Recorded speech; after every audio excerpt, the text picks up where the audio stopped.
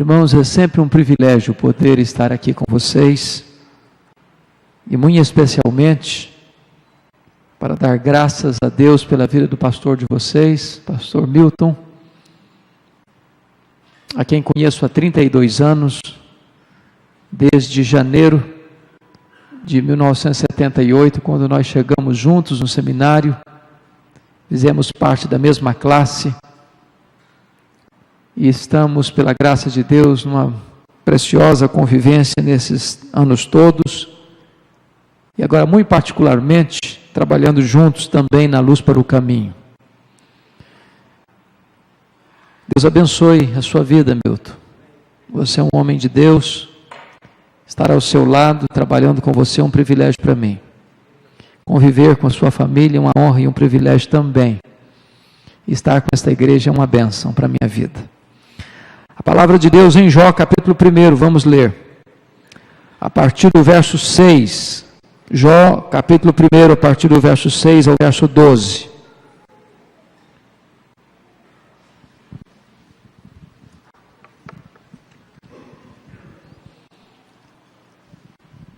Está escrito: num dia em que os filhos de Deus vieram apresentar-se perante o Senhor, veio também Satanás entre eles. Então perguntou o Senhor a Satanás: de onde vens? Satanás respondeu ao Senhor e disse: de rodear a terra e passear por ela. Perguntou ainda o Senhor a Satanás: observaste o meu servo Jó? Porque ninguém há na terra semelhante a ele, homem íntegro e reto, temente a Deus e que se desvia do mal. Então respondeu Satanás ao Senhor: porventura Jó debalde, inutilmente, teme a Deus? Acaso não o cercaste com sebe, a ele, a sua casa e a tudo quanto tem? A obra de suas mãos abençoaste, os seus bens se multiplicam na terra. Estende, porém, a tua mão e toca-lhe em tudo quanto tem, e verás se não blasfema contra ti na tua face. Disse o Senhor a Satanás: eis que tudo quanto ele tem está em teu poder, somente contra ele não estendas a tua mão. E Satanás saiu da presença do Senhor. Capítulo 2, versos de 1 a 6. Num dia em que os filhos de Deus vieram apresentar-se perante o Senhor, veio também Satanás entre eles apresentar-se perante o Senhor. Então o Senhor disse a Satanás: de onde vens? Respondeu Satanás ao Senhor e disse: de rodear a terra e passear por ela. Perguntou o Senhor a Satanás: observaste o meu servo Jó? Porque ninguém há na terra semelhante a ele, homem íntegro e reto, temente a Deus e que se desvia do mal. Ele conserva a sua integridade, embora me incitasses contra ele para o consumir sem causa. Então Satanás respondeu ao Senhor: pele por pele, e tudo quanto o homem tem dará pela sua vida. Estende, porém, a tua mão, toca-lhe nos ossos e na carne, e verás se não blasfema contra ti na tua face. Disse o Senhor a Satanás: eis que ele está em teu poder, mas poupa-lhe a vida. Eu quero meditar nesta noite sobre o tema as teses de Satanás. As teses de Satanás. Esse texto registra esse episódio desta reunião de Deus com os seus filhos. E tudo nos faz crer que esses filhos aqui sejam anjos. E que esta reunião aconteceu nas regiões celestes. Não sabemos como, nem porquê, e nem todos os detalhes, porque o texto não nos oferece os detalhes, mas aparece por lá também Satanás. E curiosamente é Deus quem provoca a conversa, fazendo-lhe uma pergunta: de onde vens? E Satanás responde: de rodear a terra e passear por ela.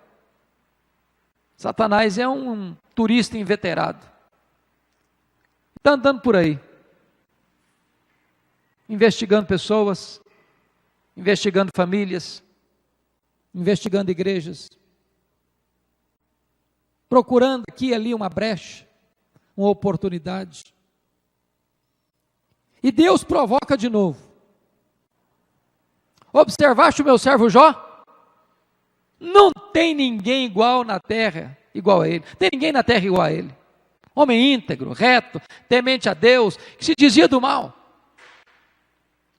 E Satanás poderia ter respondido para Deus: Deus, na verdade, esse eu não conheço muito bem, não. Eu nunca examinei a vida dele, não. Esse aí me passou por alto. Nem sei quem é direito.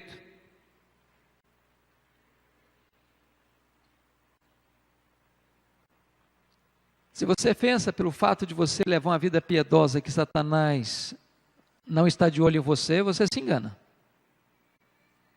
Talvez depois de Deus, ninguém está examinando mais a sua vida do que Satanás.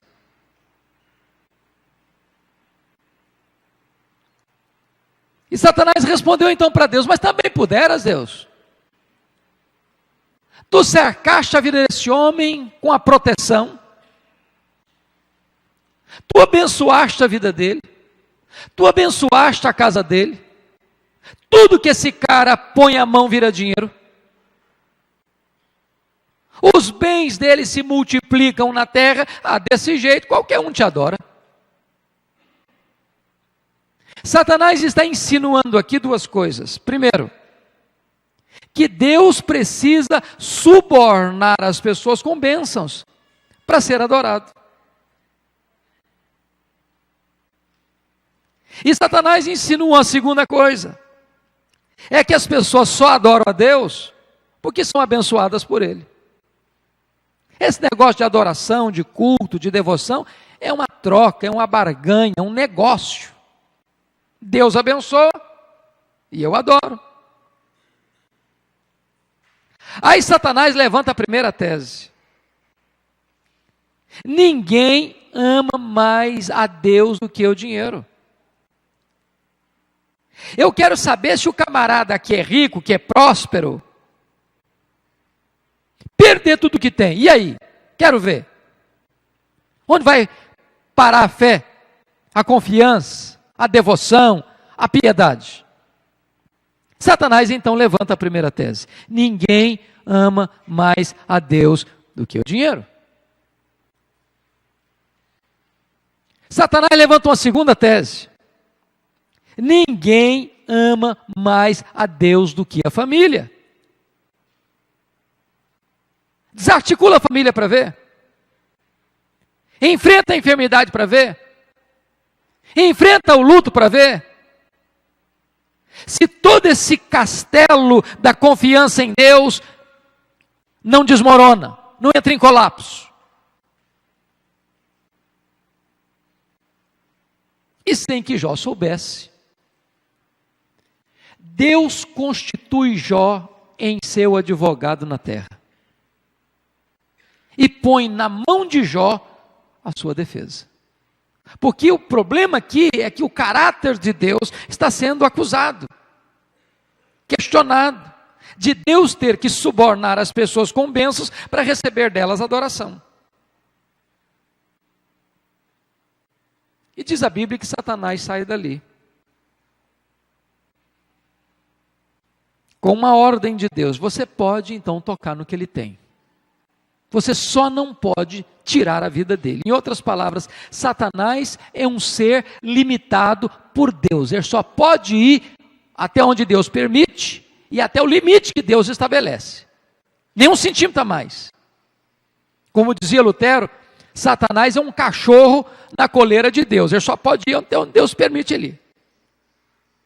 E diz o texto que Satanás sai dali, a partir do verso 13, e vai usar os sabeus, vai usar fogo, vai usar os caldeus, para destruir, acabar com tudo que Jó possuía, num único dia.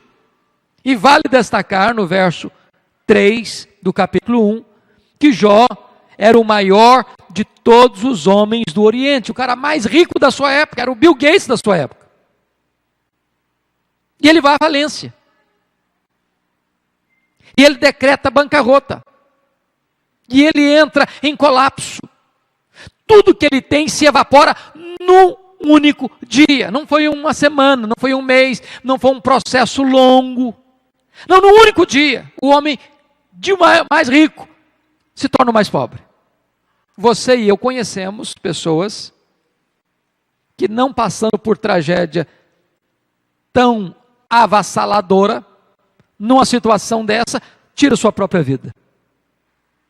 Outros se entregam ao ceticismo. Outros se rebelam contra Deus. A pergunta é: Satanás teria razão? A tese de Satanás poderia ser sustentada? Será que de fato ninguém ama mais a Deus do que o dinheiro? Qual foi a reação de Jó ao ter a notícia de que num único dia ele foi à falência e perdeu tudo que possuía? O versículo 21 do capítulo 1 responde: disse Jó: nu saí do ventre de minha mãe e nu voltarei. O que Jó está dizendo é o seguinte: o que eu granjeei entre o berço e a sepultura não é a essência da minha vida. A vida de um homem não consiste na abundância de bens que ele possui. Jó mantém a sua integridade, conserva a sua fé e não peca contra Deus, mesmo sofrendo o maior de todos os golpes financeiros, indo à falência. O verso 22 diz assim: em tudo isso, Jó não pecou, nem atribuiu a Deus falta alguma. A primeira tese de Satanás está reprovada. Jó perdeu tudo e continuou amando a Deus. Agora notem outra coisa. Qual era a segunda tese de Satanás? Ninguém ama mais a Deus do que a família. O que é curioso é que no mesmo dia em que Jó vai à falência, acontece uma outra tragédia.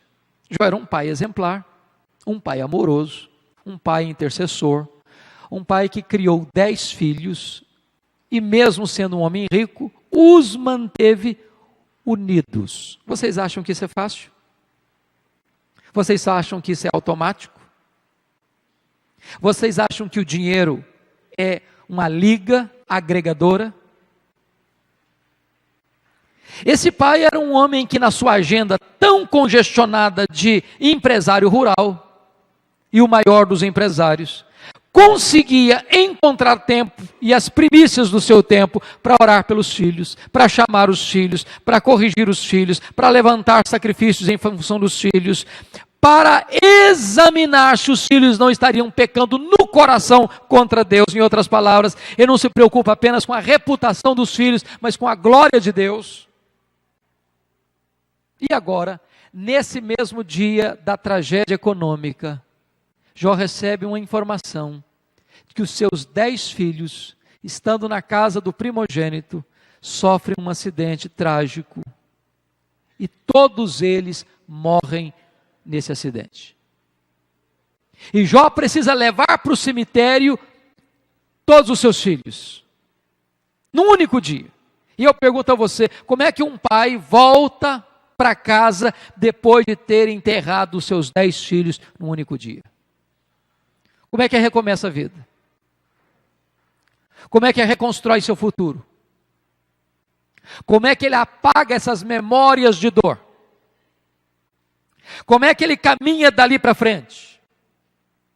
Será que Satanás tinha razão na sua tese? Será que de fato um homem não é capaz de amar a Deus mais do que a família? Qual foi a atitude de Jó? Veja o verso 21 ainda. Está escrito assim: o Senhor o deu e o Senhor o tomou, bendito seja o nome do Senhor. Jó reprova a segunda tese de Satanás. Mesmo enlutado, mesmo enterrando seus filhos, mesmo diante de uma grande tragédia, ele adora a Deus e mantém a sua integridade, mantém a sua fé, mantém o seu fervor. E diz o verso 22, em tudo isso Jó não pecou, nem atribuiu a Deus falta alguma. As duas primeiras teses de Satanás estão reprovadas. Jó ama mais a Deus do que o dinheiro, Jó ama mais a Deus do que a família. Aí diz o texto que acontece uma segunda reunião de Deus com seus filhos. Possivelmente os anjos, possivelmente nas regiões celestes. E diz o capítulo 2, que nessa segunda reunião aparece por lá Satanás. E é Deus quem provoca novamente o assunto. De onde vens? E Satanás responde, de rodear a terra e passear por ela. Satanás está dizendo, eu não mudei minha agenda não. Continuo fazendo o que eu sempre fiz. Vou continuar fazendo a mesma coisa. Estou por aí, estou na área. Estou fazendo turismo aí. Estou examinando vidas, estou examinando famílias, estou examinando igrejas, estou procurando uma brecha aqui e acolá. Estou por aí. E Deus provoca de novo. Observaste meu servo Jó. Não tem ninguém na terra igual a ele. Homem íntegro, reto, temente a Deus, se desvia do mal. Tu, Satanás, me incitasses sem causa contra ele para o destruir. Mas ele conserva a sua integridade. Deus está dizendo o seguinte, olha Satanás, as suas primeiras duas teses estão reprovadas. Você está derrotado. Jó provou que alguém pode amar a Deus, não por interesse, não por aquilo que recebe de Deus, não por aquilo que Deus dá, mas por quem Deus é.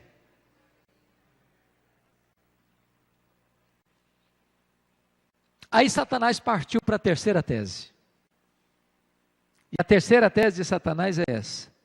Ninguém ama mais a Deus do que a sua própria vida.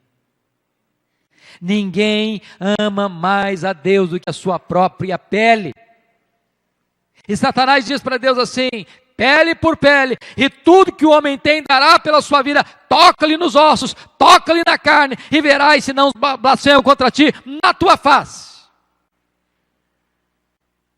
Mais uma vez, sem que Jó soubesse, Deus o constitui em seu advogado na terra. Põe na mão de Jó a sua reputação.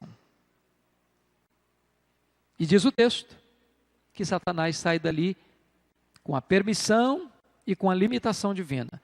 Pode tocar nos ossos dele, pode tocar na carne dele, mas não pode tirar-lhe a vida. E diz o texto que Satanás sai dali e coloca em Jó tumores malignos, desde a planta dos pés ao alto da cabeça. E eu imagino a cena de Jó de repente começar sentindo uma coceira pelo corpo, a pele esbranquiçada, escamosa, de repente avermelhada, de repente arrebenta feridas, e essas feridas vão se cobrindo de pus, e uma dor terrível, não tem analgésico que dá jeito, e esse homem já falido, e esse homem já enlutado, precisa ir para a cinza, e pegar cacos de telha, e começar a raspar a sua pele enegrecida e necrosada, e de repente outras bolhas de pus vão se formando, e ele tem que morder nessas bolhas de pus, para tentar aliviar a sua dor. A pele fica enegrecida, ele começa a emagrecer, ele fica magérrimo, cadavérico, o mau hálito é insuportável, o mau cheiro é insuportável, a sua mulher não tolera conviver com ele, os seus irmãos têm repugnância dele, as pessoas mais achegadas o desprezam, até as crianças praguejam. E a sua mulher, talvez aderindo à tese de Satanás, não suportando ver o sofrimento do marido, diz Jó, amaldiçoa esse Deus e morre. Comete suicídio, Jó. Deus não merece ser adorado numa dor tão cruel. Abandona esse Deus. E diz a Bíblia que Jó responde para ela, tu falas como uma doida, nós temos recebido o bem de Deus, não receberíamos também o mal. Está escrito no capítulo 2, versículo 10, na parte B, em tudo isso não pecou Jó com os seus lábios. A terceira tese de Satanás estava derrotada. Jó provou que amava mais a Deus do que a si mesmo. Aí diz a Bíblia que vieram os amigos, 3 amigos, cada um de um lugar diferente, escutando notícias acerca do amigo Jó, que estava passando uma grande tragédia na vida. Cada um saiu da sua própria região, da sua própria cidade, se reuniram e olharam de longe Jó nas cinzas, magérrimo, abatido, chorando, sentindo dores lancinantes. Não o reconheceram. Aproximaram-se, pasmos, perplexos, chocados, se assentaram com ele na cinza, e durante uma semana não ousaram sequer abrir a boca, calados, atordoados pela dor avassaladora que vergastava e assolava aquele homem impiedosamente. Se você duvida que eles eram amigos, eu não tenho dúvida de que eram. Você já viu alguma visita desse tipo? Você já viu um amigo, por mais achegado, fazer isso? Se condoer dessa forma? Mas diz a Escritura que eles ficaram tão atordoados com aquela cena, que eles começaram a pensar o seguinte: ninguém sofre desse jeito sem uma causa. E aí começaram a tentar interpretar as razões que levaram Jó àquele sofrimento e àquela tragédia. E eles tornaram-se consoladores molestos. E assacaram contra Jó os mais pesados e levianos libelos acusatórios. Chamaram-no de louco, de blasfemo, de ladrão, de adúltero. Disseram para ele que Deus matara os seus filhos pela sua loucura, de ter explorado os pobres, as viúvas, para se enriquecer. E eles foram esmagando Jó com acusações absolutamente impiedosas. E se uma coisa que Jó não fez na vida, foi sofrer calado, como um estoico, como um masoquista. Não. Ele abriu o bico, ele falou muito, ele se defendeu, e ele questionou a Deus, e ele perguntou: por que, meu Deus? E essa pergunta foi repetida nada menos do que 16 vezes. 16 vezes. Por quê? Por quê? Por quê? Por quê? Ele perguntou: Deus, por que eu não morri no ventre da minha mãe? Deus, por que eu não morri ao nascer? Deus, por que os seios da minha mãe não estavam secos de leite para eu morrer de fome? Deus, por que o Senhor não me mata de uma vez? Deus, por que a minha dor não cessa? Na verdade, ele questionou Deus 34 vezes, erguendo aos céus a sua queixa. O que me impressiona é que diante de tantas perguntas, de tantos questionamentos, diante de tantas queixas, diante de tantos murmúrios da alma, diante de tantos lamentos lancinantes do coração, a única resposta que ele escutou de Deus foi o total silêncio de Deus. Nenhuma explicação, nenhuma resposta, nenhuma luz. E tem horas que o que mais nos fere não é a carranca das circunstâncias. O que mais nos machuca é o silêncio de Deus. Eu posso lhes garantir que o silêncio de Deus grita mais alto nos nossos ouvidos do que o barulho mais ruidoso das circunstâncias mais adversas.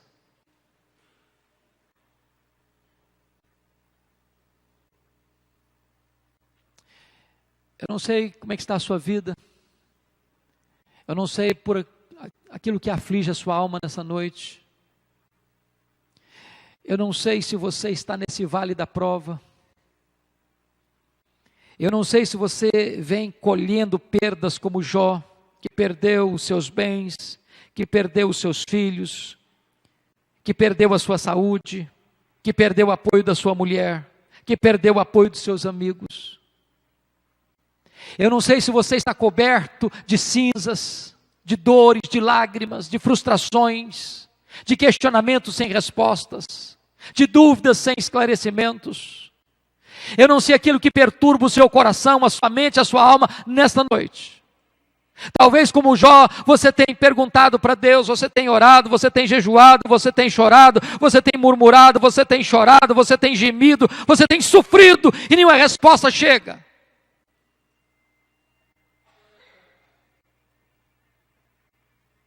Mas mesmo nas horas mais difíceis, mais tenebrosas, de vez em quando brotava na alma deste patriarca um lampejo de esperança e dizia: mas eu sei de uma coisa, o meu Redentor vive, o meu Redentor vive, e eu ainda o verei, eu mesmo verei.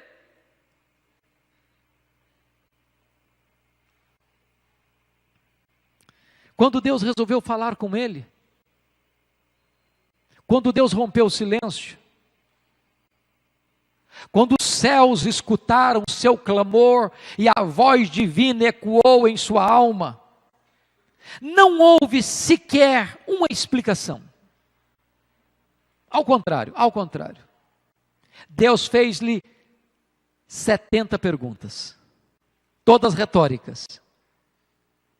E nessas perguntas Deus foi revelando a Jó sua grandeza, seu poder, sua soberania, sua majestade, fazendo perguntas que levaram Jó a se diminuir, a se apequenar. E Deus perguntou: Jó, onde tu estavas quando eu lançava os fundamentos da terra? Jó, onde tu estavas quando eu espalhava as estrelas no firmamento? Jó, onde tu estavas quando eu cercava as águas do mar para que não avançasse sobre a terra? E Deus foi mostrando a Jó o seu poder, a sua majestade, a sua glória, a sua soberania. E Jó foi se encolhendo e se encolhendo. Lá no capítulo 42 do livro,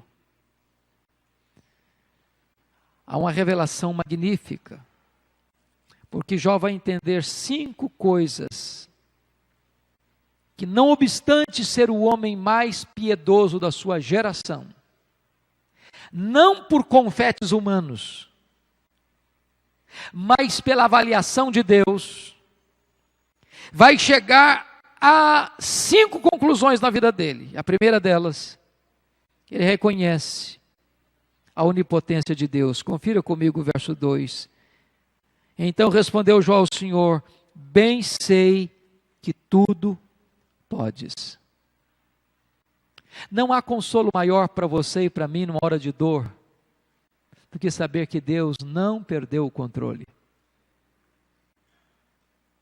que não há limitação no poder de Deus, que quando você chegou no fundo do poço, no fim da linha, quando você já esgotou todos os seus recursos, todo o potencial de Deus ainda está à sua disposição. Não há causa perdida para Deus, não há problema insolúvel para Deus, não há vida irrecuperável para Deus, não há doença incurável para Deus, não há problema tão grave, tão sério, tão crônico, que Deus não possa resolver. Eu sei que tudo podes. Segunda conclusão que esse homem chegou, ele reconhece a soberania dos propósitos divinos. Olha o verso 2 ainda: e nenhum dos teus planos pode ser frustrado. Louvado seja Deus.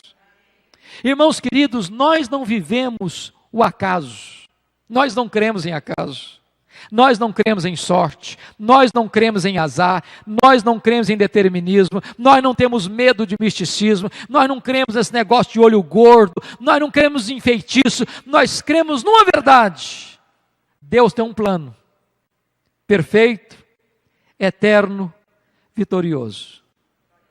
E esse plano não vai ser frustrado. Os demônios se levantam, o inferno se agita, o mundo nos odeia, as nossas fraquezas são tantas, mas o plano de Deus é perfeito e eterno e é vitorioso. Louvado seja o seu nome. Deus conhece cada célula do seu corpo, Deus conhece cada fio de cabelo da sua cabeça, e nenhum fio de cabelo da sua cabeça vai ser tocado sem que Deus saiba, sem que Deus permita, sem que Deus tenha um propósito. Terceira conclusão que ele chega, ele reconhece a sua profunda limitação. Diz o verso 3, na verdade falei do que não entendia. Se você perceber, durante o livro inteiro, Jó está se defendendo. Inclusive levantando sua queixa contra Deus. Quantas coisas ele falou. Na sinceridade do seu coração. Não que ele tivesse pecado contra Deus, ele não pecou contra Deus. Mas falou sem entender. E na nossa angústia, quanta coisa a gente fala com Deus sem entender também.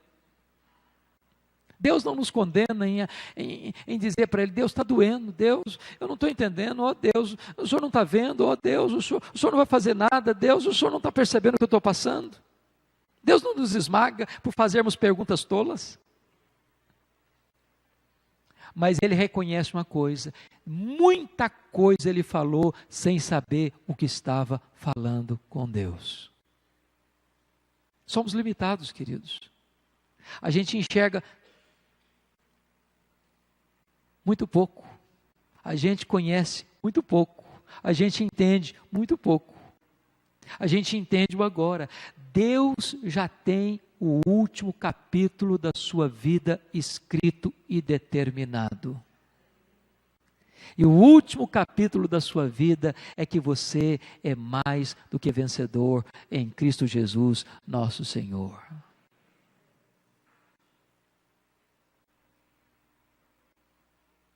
Quarta conclusão que ele chegou. Ele reconheceu seu limitado conhecimento de Deus. Veja comigo o verso 5. Eu te conhecia só de ouvir, mas agora os meus olhos te veem. Sabe o que me impressiona nisso? É que o próprio Deus disse que Jó era o homem singular em toda a terra. Na sua geração, nenhum homem o transcendeu em piedade. Não há ninguém na terra igual a ele. Homem reto, homem íntegro, homem temente a Deus, homem que se desvia do mal. Parece que esta descrição do capítulo 42, verso 5, não combina com o diagnóstico que o próprio Deus fez acerca dele. Mas o que significa isso? Significa o seguinte, amado, por mais que você conheça a Deus, você não conhece a Deus plenamente. Jesus Cristo disse em João 17,3, que a essência da vida eterna é conhecer a Deus, e conhecer a Ele, Jesus Cristo. E agora eu vou dizer uma coisa para você, nós vamos para a glória, e depois de 1 milhão de anos no céu, nós estaremos conhecendo a Jesus, e depois de 1 bilhão de anos, nós estaremos conhecendo a Jesus, e nós passaremos toda a eternidade, e não esgotaremos o conhecimento de Jesus, porque Ele é infinito, Ele é imenso, Ele é eterno, Ele é transcendente no seu ser, nas suas obras. Nós só conhecemos de ouvir falar, disse Jó, agora os meus olhos te veem. Bendito seja Deus, porque o conhecimento de Deus é progressivo.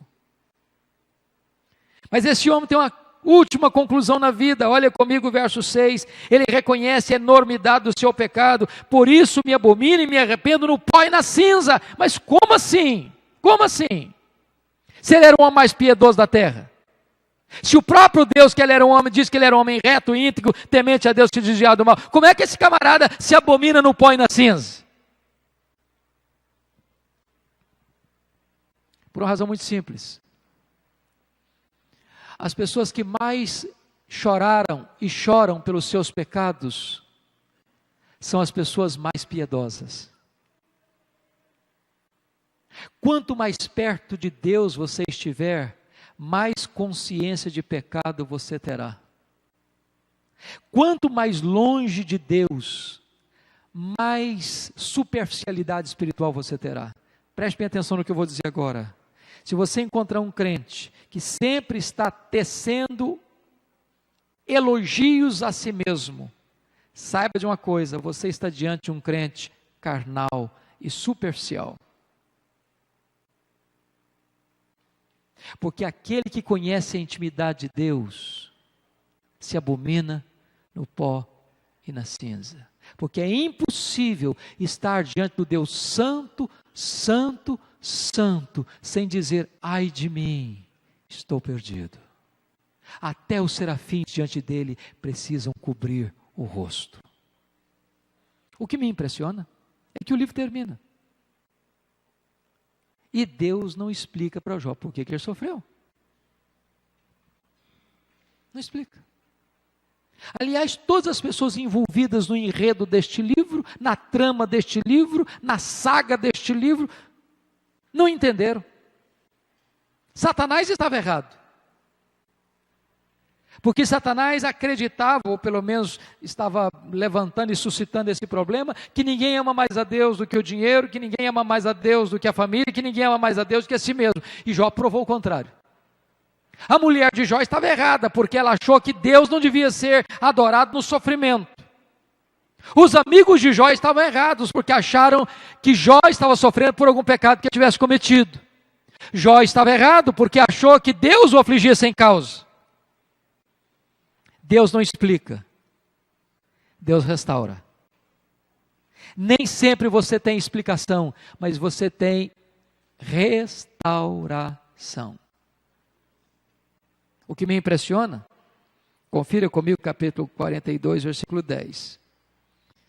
E aqui nós estávamos conversando há poucos dias, pensando a seguinte cena: quando você está bem, com dinheiro, com saúde, com a família, com os amigos, e alguém vem e critica você, e machuca você, e fere você, você pode dizer: ah, tudo bem, isso não me atinge não, não me atinge não. Agora pense comigo uma coisa: camarada vai à falência, camarada perde os filhos, camarada perde a saúde, a mulher do cara manda ele morrer, e os amigos o acusam, e pisam, e fazem acusações levianas, chama o cara de ladrão, chama o cara de adúltero, chama o cara de louco. O que vocês acham que está no coração desse homem? Qual é a reação dele? O que tem no coração dele? Qual o sentimento que povoa a alma dele? Mágoa? Ressentimento? Tristeza? Aí sabe o que Deus faz? Durante o tempo todo ele está se defendendo dos seus amigos, defendendo. Aí Deus diz o seguinte: mudou o Senhor a sorte de Jó quando este orava pelos seus amigos. Sabe o que Deus está dizendo? Meu filho, saia do campo da defesa e entre no terreno da intercessão. Porque enquanto você estiver se defendendo, você é o centro do mundo.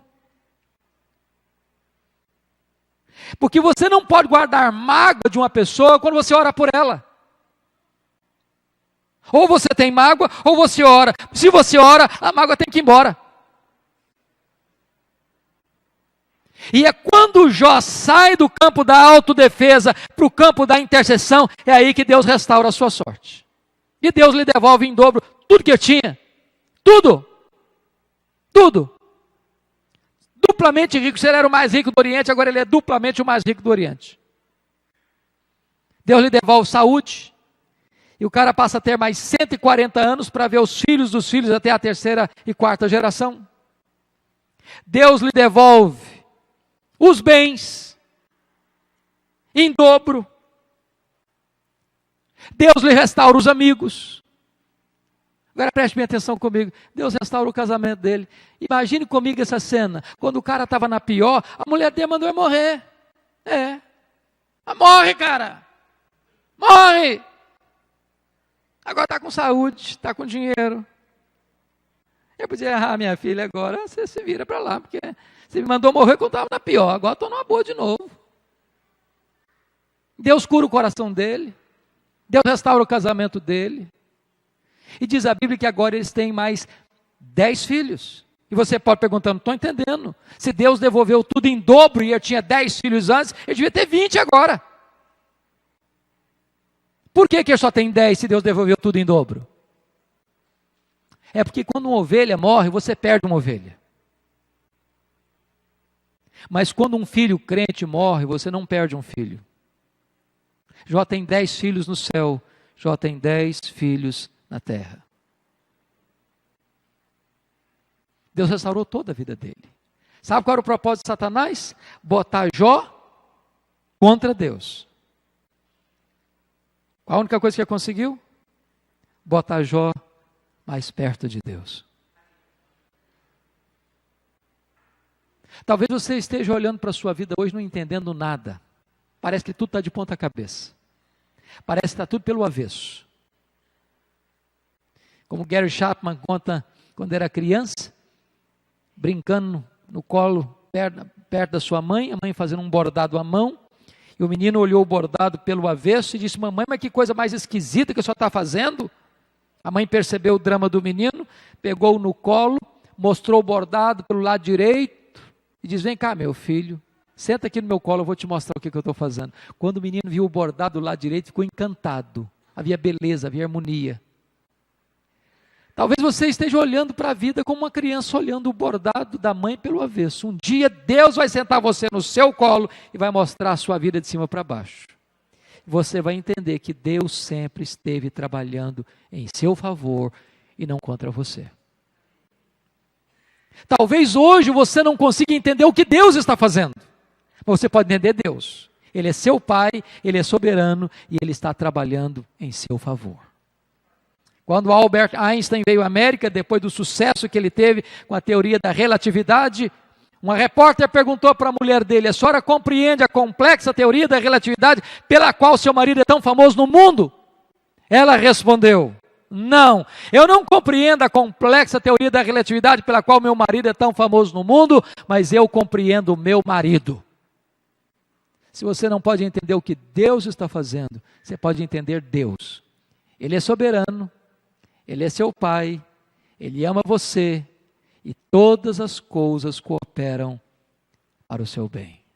Que Deus abençoe sua vida, que Deus enche o seu coração de doçura e esperança, que você descanse na verdade absoluta de que Deus é soberano e nenhum dos seus propósitos pode ser frustrado. Que Ele nos abençoe.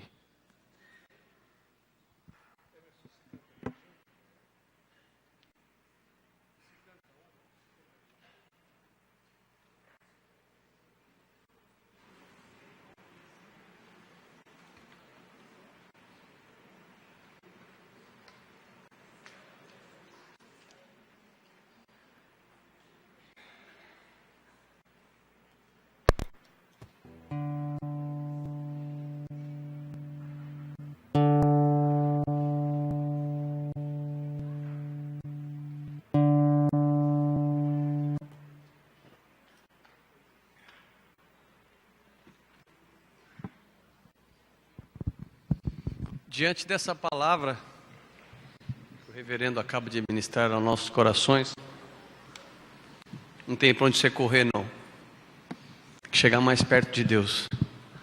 Essa canção diz exatamente disso.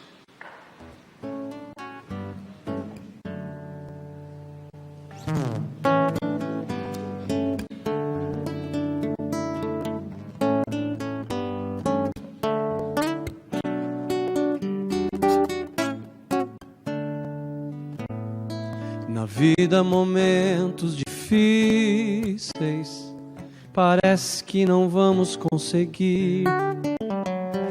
A paz da alma já se foi há tempo, o mundo desabou sobre você. O dia de amanhã não sai da mente, pensando no que pode acontecer. Mas lembre da promessa do bom mestre, descanse que eu cuido de você. As flores não tecem nem fiam, mas Deus as veste bem. As aves não plantam nem colhem, mas meu Deus elas sustém. Você tem um valor mais alto, foi preço de sangue na cruz. Confie no Senhor amado, descanse nos pés de Jesus.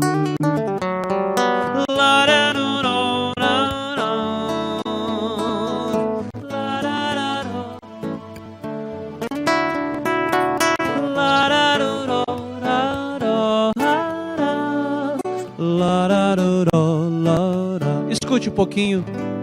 Vitória é para aquele que espera, com fé e esperança em Deus.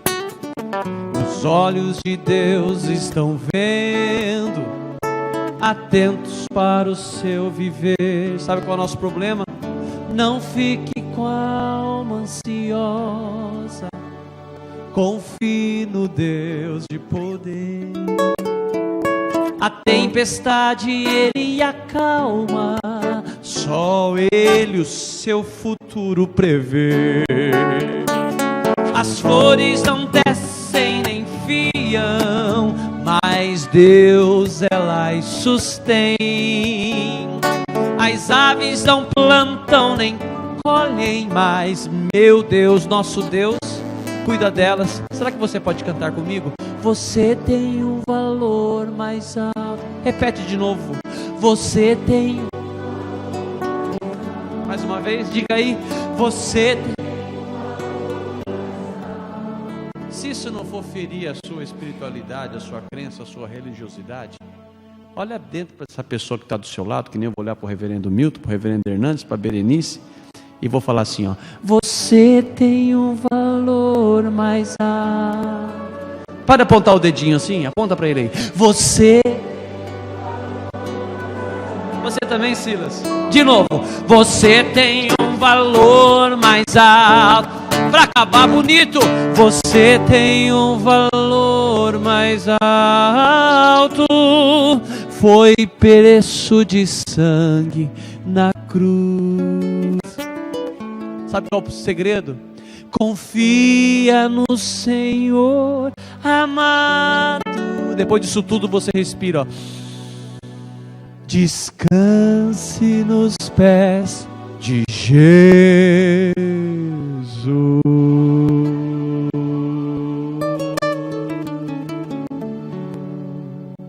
Amém.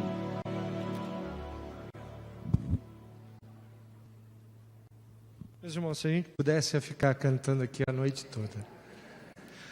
Mas eu vou pedir ainda para o Gary, que fez uma ginástica muito grande com seus alunos, para estar aqui participando desse culto, pela sua amizade, que a gente possa encerrar com esse cântico. Depois, antes da gente descer, porque a igreja, ela todo ano ela me oferece um bolo que eu divido com a igreja toda. E esse ano a minha família, as minhas filhas e sobretudo a Miriam, vai oferecer para o pai dela um coquetelzinho a mais. Então vocês estão convidados. Eu vou estar orando aqui para Deus multiplicar o pão e o peixe. Mas todos estão convidados. Mesmo aqueles que não conhecem o Jorge, todos estão convidados. Em vez de você comer 2, come 1. Eu sou direto assim. Cadê a Vanessa? A Vanessa está aí? Tá. Dá para esse povo todo, Vanessa? Você tem que orar, hein, Vanessa? Já orou, já orou. Não vai embora. Eu nem vou dar abraço em ninguém aqui. Só lá embaixo. Tá certo? Então, eu gostaria de convidar então o Gary para ele poder encerrar esse momento com mais um hino cantado, e agradeço de coração a presença de todos, a sua presença e a presença aqui dos meus amigos. Vamos ver se isso vai dar certo. It is well with my soul. Vocês podem achar lá em cima? It is well with my soul. Eu sei que eu já cantei isso várias vezes, mas é o aniversário do pastor e temos que fazer o que agrada o pastor hoje. Eu sei que ele gosta muito deste hino.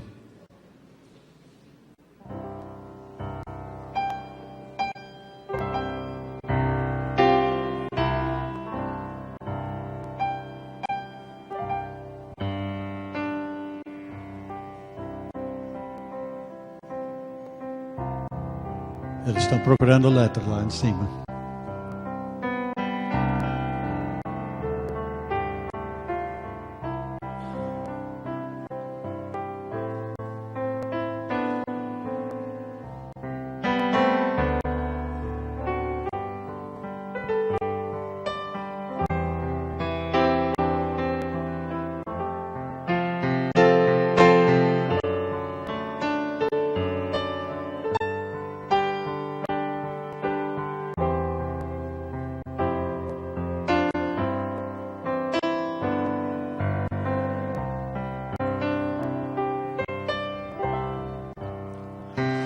When peace like a river attendeth my way, when sorrow like sea billows roll, whatever my lot, thou hast taught me to say, it is well with my soul. It is well with my soul.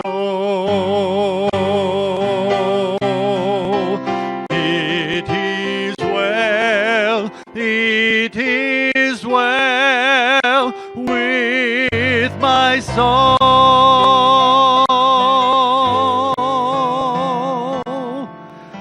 My sin, oh, the bliss of this glorious thought. My sin, not in part, but the whole, was nailed to the cross, and I bear it no more. Praise the Lord, praise the Lord, oh my soul, for it is well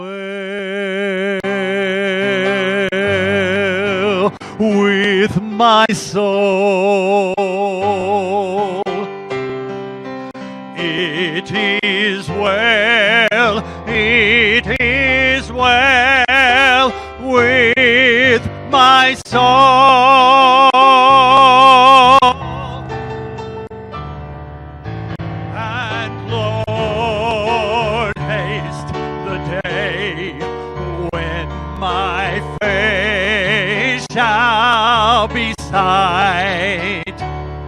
Those clouds be rolled back as a scroll.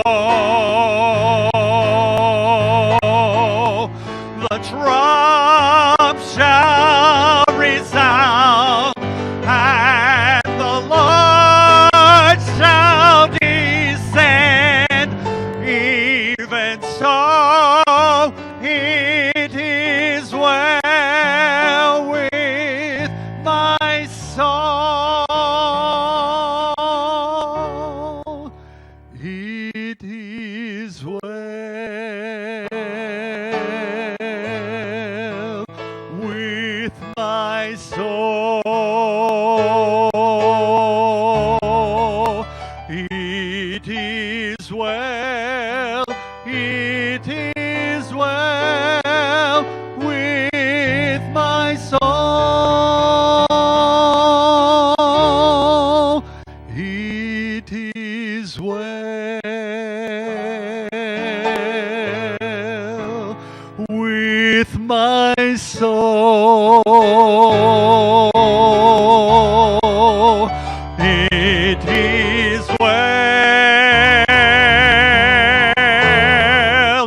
It is well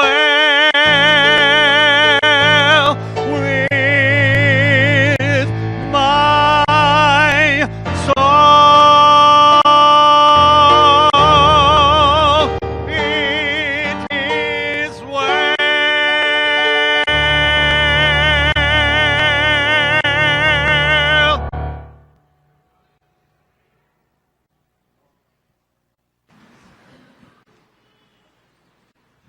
Vamos ficar em pé, queridos, vamos orar, receber a bênção.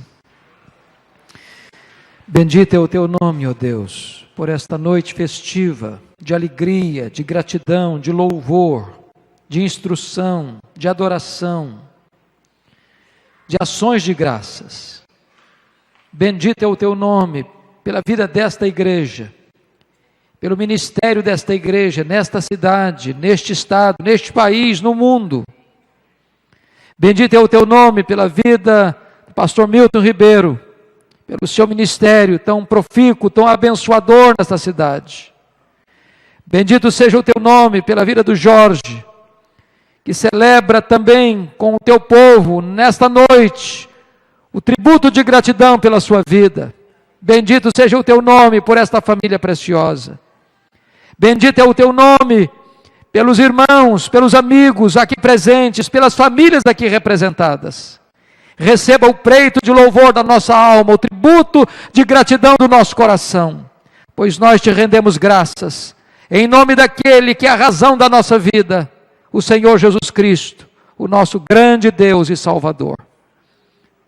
Que a graça do Senhor Jesus Cristo, que o insondável amor de Deus o Pai, que a comunhão, a alegria e o poder do Espírito Santo sejam sobre vós e sobre todo o povo de Deus, agora e sempre. Amém e amém. Irmãos, vamos assentar. Enquanto os presbíteros aqui presentes, estou vendo Beto lá em cima, Valdomiro, João, por favor, venham aqui à frente, sentem aqui com a gente. Eu vou pedir mais 2 minutos da sua atenção, encerramos o culto, mas a Paulinha e a Juliana prepararam aí umas fotos, só para vocês darem uma olhadinha.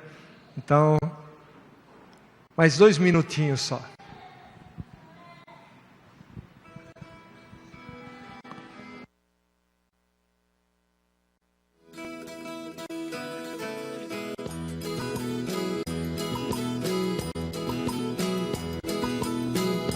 É manhã, pescador,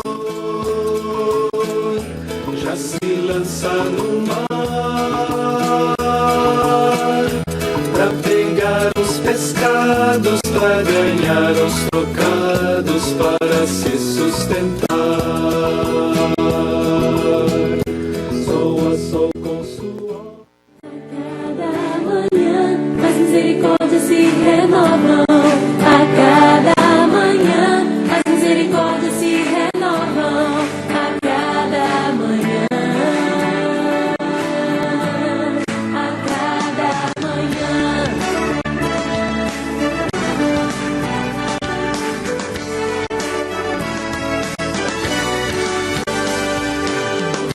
Quando as minhas forças se acabam e a minha esperança no Senhor parece não resistir, minha alma se abate dentro de mim, meu coração começa a se lembrar daquilo que renova a esperança, as misericórdias do Senhor não tem fim.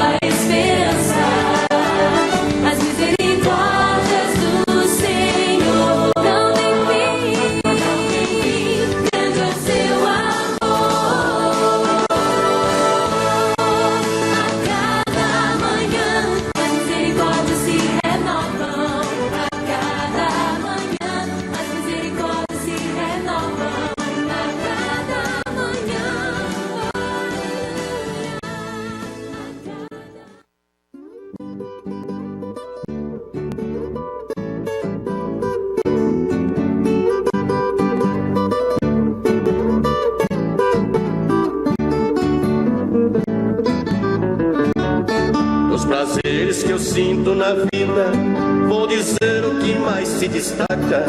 Das caçadas eu prefiro a de pio e na beira do rio uma ceva de paca. E nas noites escuras e frias, nas que sacem meio de coivara, não me assuste nem tenho receio se o lugar é feio que tem capivara.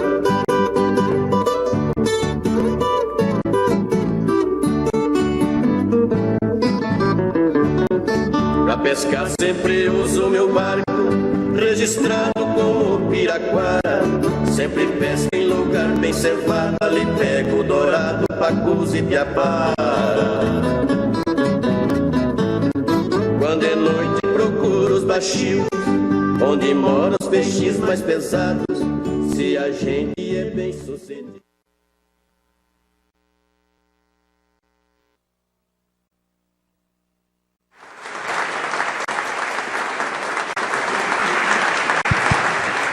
Obrigado, viu? Muito obrigado. Então Deus abençoe. Gente, vamos descer, hein? Tá bom? Todos vocês, sem exceção, vocês podem descer lá, comer um bolo delicioso e uns salgadinhos. Oi? Ah, ali sou eu, é mesmo. O Hernandes? Não, o Hernandes não é esse aí. Hein? É. Acho que marcaram o cara errado aí, hein? É você ali? Rapaz. Para aqueles que acreditavam que eu nunca tive cabelo, vocês viram, né? Deus abençoe. Vamos descer.